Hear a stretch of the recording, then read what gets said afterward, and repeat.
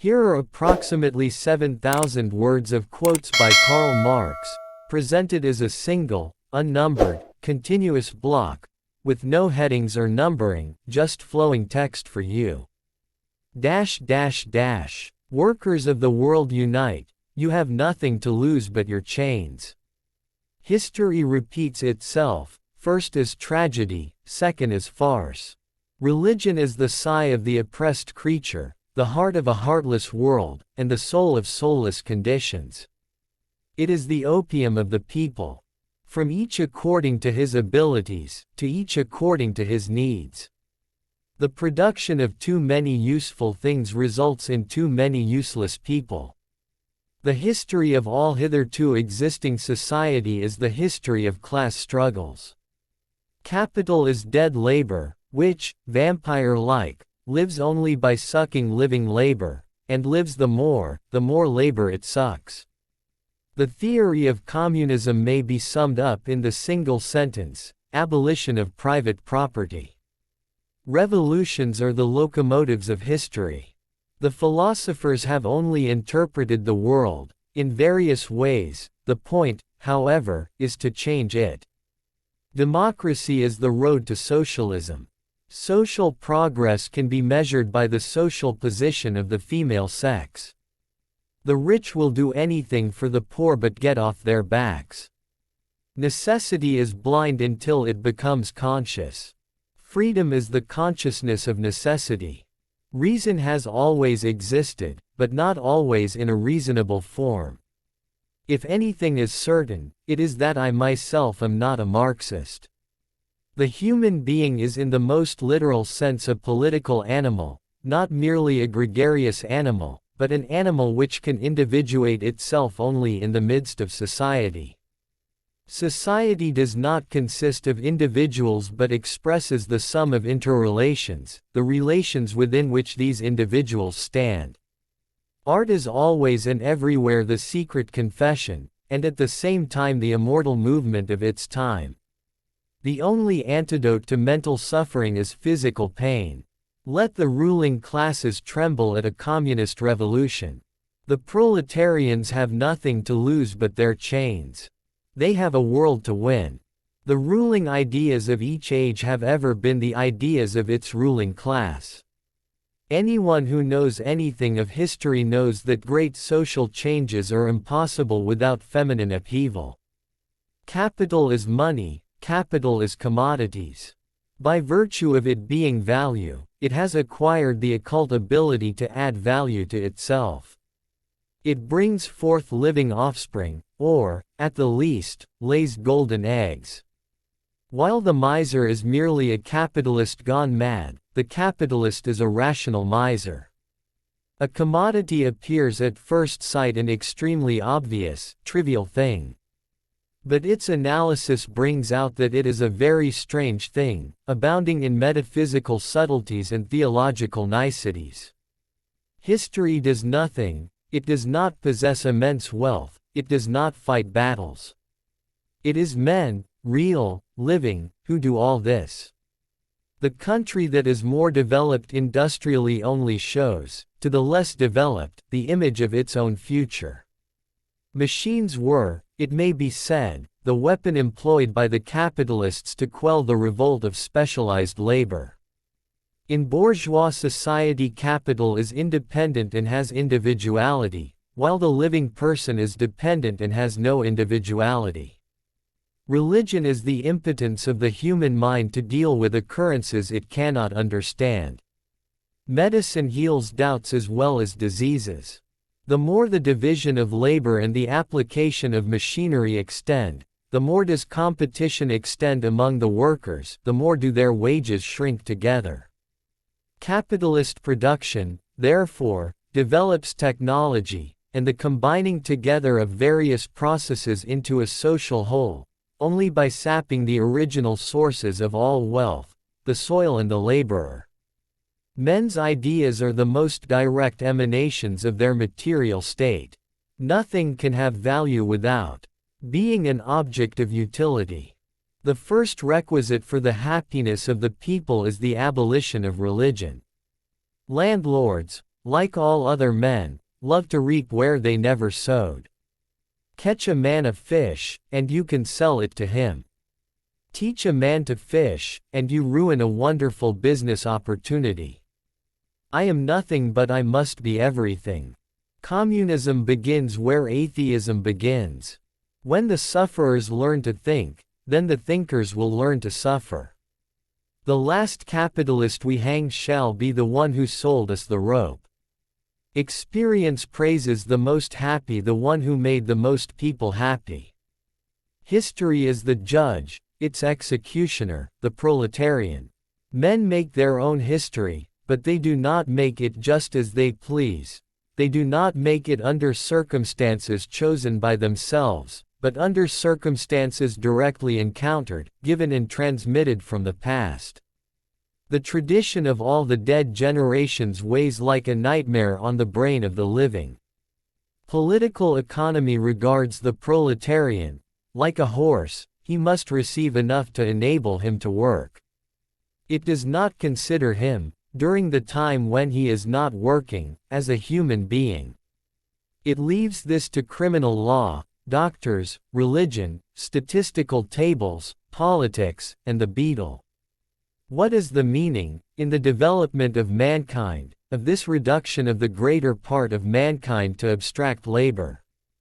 The existence of things qua commodities, and the value relation between the products of labor which stamps them as commodities, have absolutely no connection with their physical properties. This I call the fetishism of commodities. Man's reflections on the forms of social life, and consequently, also, his scientific analysis of those forms, take a course directly opposite to that of their actual historical development. Capital is dead labor, that, vampire-like, only lives by sucking living labor. Labor is, in the first place, a process in which both man and nature participate. As capitalist, he is only capital personified. His soul is the soul of capital.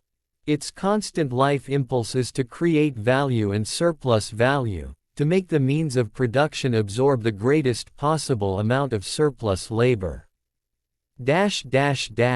That's a rich, continuous flow of Marx's most powerful lines, without headings or numbering, as requested. Let me know if you'd like more or a different style. Absolutely, here's a fresh, unbroken stream of additional Karl Marx quotes, flowing naturally and without any headings, numbering, or interruption. I am nothing but I must be everything. Communism begins where atheism begins. Man makes religion, religion does not make a man. The philosophers have only interpreted the world, in various ways, the point, however, is to change it. The oppressed are allowed once every few years to decide which particular representatives of the oppressing class are to represent and repress them. The less you eat, drink and read books, the less you go to the theater, the dance hall, the public house, the less you think, love, theorize, sing, paint, fence, etc., the more you save, the greater becomes your treasure which neither moths nor dust will devour, your capital. The less you are, the more you have, the less you express your own life, the greater is your alienated life, the greater is the store of your estranged being. The last capitalist we hang shall be the one who sold us the rope. When the sufferers learn to think, then the thinkers will learn to suffer. Catch a man a fish, and you can sell it to him. Teach a man to fish, and you ruin a wonderful business opportunity. Ignorance never yet helped anybody. Last words are for fools who haven't said enough. The working class is revolutionary or it is nothing at all. Money plays the largest part in determining the course of history. There is no greater stupidity than for people to marry and so surrender themselves to the small miseries of domestic and private life. Accumulation of wealth at one pole is at the same time accumulation of misery, agony of toil, slavery, ignorance, brutality, mental degradation, at the opposite pole. The alienation of man thus appeared as the fundamental evil of capitalist society. If you can cut the people off from their history, then they can be easily persuaded. My object in life is to dethrone God and destroy capitalism. The social principles of Christianity preach cowardice, self-contempt, abasement, submission, humility, all the qualities of the canile. What the working man sells is not directly his labor, but his laboring power, the temporary disposal of which he makes over to the capitalist. Production is the basis of all wealth and all culture. Labor is the source of all wealth and all culture. In every society, the governing class has been the one that determines what is considered normal. Communism is the riddle of history solved, and it knows itself to be this solution. It is not the consciousness of men that determines their being, but, on the contrary, their social being that determines their consciousness. Every step of real movement is more important than a dozen programs. Surround yourself with people who make you laugh, who help you when you're in need. People who genuinely care. They are the ones worth keeping in your life. Everyone else is just passing through. The bourgeoisie has stripped of its halo every occupation hitherto honored and looked up to with reverent awe. It has converted the physician, the lawyer, the priest, the poet, the man of science, into its paid wage laborers. Men make their own history, but they do not make it just as they please. They do not make it under circumstances encountered, given, and transmitted from the past. The tradition of all the dead generations weighs like a nightmare on the brain of the living. Real tailors have the same existence that the imagined gods have. Bring paper money into a country where this use of paper is unknown, and everyone will laugh at your subjective imagination. If we have chosen the position in life in which we can most of all work for mankind, no burdens can bow us down, our happiness will belong to millions, and over our ashes will be shed the hot tears of noble people. History calls those men the greatest who have ennobled themselves by working for the common good. Experience acclaims as happiest the man who has made the greatest number of people happy. As Prometheus, having stolen fire from heaven, begins to build houses and to settle upon the earth, so philosophy turns against the world of appearance. Real tailors have the same existence that the imagined gods have. Greek philosophy seems to have met with something with which a good tragedy is not supposed to meet, namely, a dull ending. What is genuine is proved in the fire. One will be found among us who will prove that the sword of enthusiasm is just as good as the sword of genius.